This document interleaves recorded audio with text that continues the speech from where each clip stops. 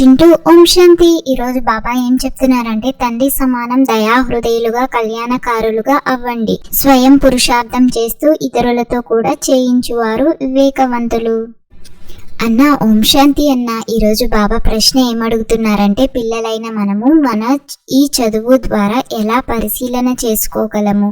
మన పురుషార్థం ఏమిటి? చదువు ద్వారా తమ పాత్రను ఉత్తమంగా చేస్తున్నామా, లేక మధ్యమంగా చేస్తున్నామా, లేక కనిష్టంగా చేస్తున్నామా అని పరిశీలించుకోవచ్చు.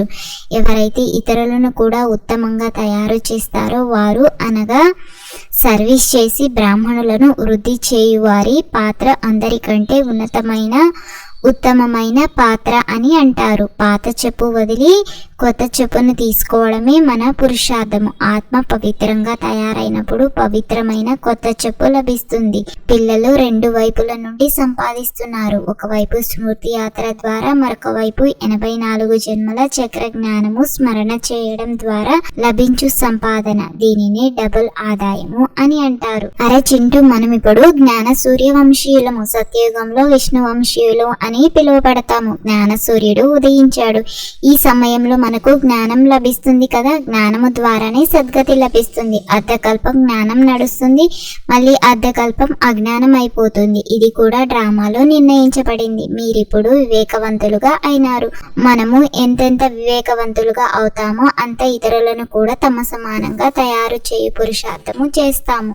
మన తండ్రి దయాహృదయులు, కళ్యాణకారి కావున పిల్లలైన మనము కూడా అదే విధంగా తయారవ్వాలి. పిల్లలు కళ్యాణకారులుగా తయారవ్వకపోతే వారిని ఏమంటారు? ధైర్యం ఉన్న పిల్లలకే తండ్రి సహయోగము లభిస్తుంది అని మహిమ కూడా ఉంది కదా. ఇది కూడా తప్పకుండా కావాలి. లేకపోతే వారసత్వం ఎలా పొందుతారు? సర్వీస్ అనుసారంగానే వారసత్వాన్ని పొందుతారు అన్న. ఇప్పుడు ఆత్మలైన మనము తండ్రిని గుర్తించాము కావున బేహద్ అధికారులుగా అయిపోయాము.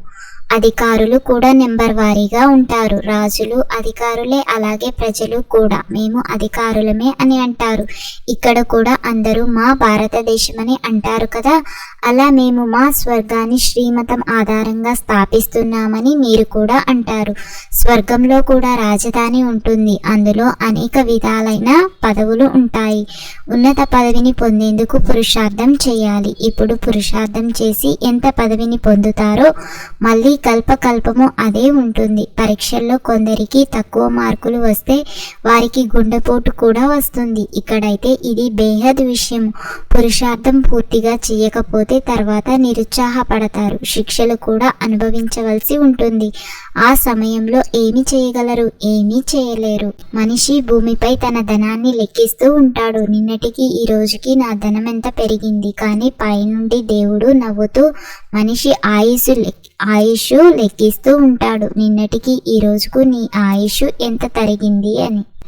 అరే చింటూ, ఇప్పుడు తండ్రి టీచరు గురువు అయిన అనంతమైన తండ్రి పావనంగా అవ్వండి అని ఆజ్ఞాపిస్తున్నారు. మహాశత్రువైన కామముపై విజయమును పొందితే జగజ్జీతులుగా అవుతాము. జగజ్జీతులు అనగా విష్ణువంశీయులుగా అవ్వాలి.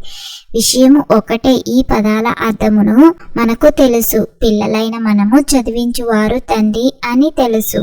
మొదట ఈ నిశ్చయం దృఢంగా ఉండాలి. కొడుకు పెద్దవాడైతే తర్వాత తండ్రిని స్మృతి చేయవలసి ఉంటుంది.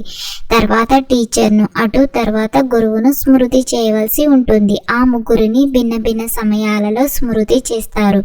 ఇక్కడైతే మీకు ముగ్గురు ఒకే సమయంలో ఒకరిలోనే లభించారు. తండ్రి, టీచర్, గురువు ఒకరే. వారైతే వానప్రస్థ స్థితిని కూడా అర్థం చేసుకోలేరు. వానప్రస్థ స్థితికి వెళ్ళాలి. అందువలన గురువును ఆశ్రయించాలని భావిస్తారు. 60 సంవత్సరాల తర్వాత గురువును ఆశ్రయిస్తారు. ఈ నియమము ఇప్పుడు వచ్చింది. తండ్రి చెప్తున్నారు, ఇది ఇతని అనేక జన్మల తర్వాతి అంతిమ జన్మ. అంతిమ జన్మలో కూడా వానప్రస్థ స్థితిలో నేను ఇతనికి సద్గురువుగా అవుతాను. బాబా కూడా 60 సంవత్సరాల తర్వాత నిర్వాణ ధామానికి వెళ్లే సమయంలో సద్గురువు లభించారని అంటారు. అందరినీ నిర్వాణ ధామానికి తీసుకువెళ్లేందుకే తండ్రి వస్తారు. ఈ జ్ఞానములోని ఒక్కొక్క మహావాక్యము రత్నం వంటిది, వజ్రం వంటిదని మీకు తెలుసు. పిల్లలు ఇతరులకు అర్థం చేయించేందుకు వారిలో చాలా పరిశుద్ధత ఉండాలి. ఏ అక్షరమైనా తప్పుగా ఉంటే వెంటనే సరిచేసి అర్థం చేయించాలి. అన్నిటికంటే పెద్ద పొరపాటు తండ్రిని మర్చిపోవడం. నన్నొకరిని స్మృతి చేయండి అని తండ్రి ఆదేశమునిస్తున్నారు. ఇది మర్చిపోరాదు. మీరు చాలా పాత ప్రేయసులని, మీ అందరికీ ఒకే ప్రియుడని బాబా చెప్తున్నారు. వారేమో పరస్పరం ఒకరి ముఖము ఒకరు చూసుకొని ప్రేయసి ప్రియులుగా అవుతారు. ఇక్కడైతే ప్రియుడు ఒకరే, వారొకరే. ఎంతమంది ప్రేయసులను స్మృతి చేస్తారు? అనేక మంది ఒకరిని స్మృతి చేయడం సులభం. అనేక మందిని ఒక్కరే ఎలా స్మృతి చేస్తారు? బాబా, మేము మిమ్ములను స్మృతి చేస్తున్నాము, మీరు మమ్ములను స్మృతి చేస్తున్నారా అని బాబాను అడుగుతారు. అరే, పతితము నుండి పావనంగా అయ్యేందుకు మీరు నన్ను స్మృతి చేయాలి. స్మృతి చేసేందుకు నేనేమైనా పతితుడనా? స్మృతి చేయడం మీ పని, ఎందుకంటే పావనంగా అవ్వాలి. ఎవరు ఎంత స్మృతి చేస్తారో వారు అంత ధారణ చేస్తారు. అంతేకాక సర్వీస్ కూడా బాగా చేస్తారు. నీటి తడి ఉన్నంత వరకు చెట్టు పచ్చగానే ఉంటుంది. అలాగే భగవంతుని నామాన్ని స్మరిస్తూ ఉన్నంతసేపు భగవంతుడు నీ తోడునే ఉంటాడు. అరే చింటూ, బాబా ఈరోజు ధారణ చేయమని ఏం చెప్తున్నారంటే, జ్ఞానయోగాల ద్వారా తమ బుద్ధిని స్వచ్ఛంగా చేసుకోవాలి. తండ్రిని మర్చిపోయే తప్పు ఎప్పుడు చేయరాదు. ప్రేయసులుగా అయ్యి ప్రియుణ్ణి స్మృతి చేయాలి. బంధన ముక్తులుగా అయ్యి తమ సమానంగా చేసే సేవ చేయాలి. ఉన్నతమైన పదవిని పొందేందుకు పురుషార్థం చేయాలి. పురుషార్థంలో ఎప్పటికీ నిరుత్సాహపడరాదు. అన్న, బాబా ఈరోజు వరదానం ఏమిస్తున్నారంటే, ఒక్క నిమిషం యొక్క ఏకాగ్రత స్థితి ద్వారా శక్తిశాలి అనుభవం చేయించే ఏకాంతవాసి భవ. ఏకాంతవాసులుగా అవ్వడం అనగా ఏదో ఒక శక్తిశాలి స్థితిలో స్థితమవ్వడం. బీజరూపీ స్థితిలో స్థితమైపోండి, లేక లైట్ మైట్ హౌస్ యొక్క స్థితిలో స్థితమై విశ్వానికి లైట్ మైట్ ఇవ్వండి, లేక ఫరిస్తా స్థితి ద్వారా ఇతరులకు అవ్యక్త స్థితిని అనుభవం చేయించండి.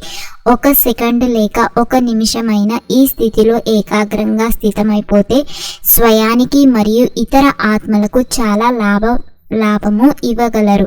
కేవలం దీని అభ్యాసం ఉండాలి. ఎవరి ప్రతి సంకల్పము, ప్రతి మాటలో పవిత్రత వైబ్రేషన్లు ఇమిడి ఉంటాయో వారే బ్రహ్మచారులు అని బాబా స్లోగన్ ఇస్తున్నారు. ఈ అన్నదమ్ముల సంభాషణ మీకు కనుక నచ్చినట్లయితే లైక్ చేసి, షేర్ చేసి తప్పకుండా సబ్స్క్రైబ్ చేయండి.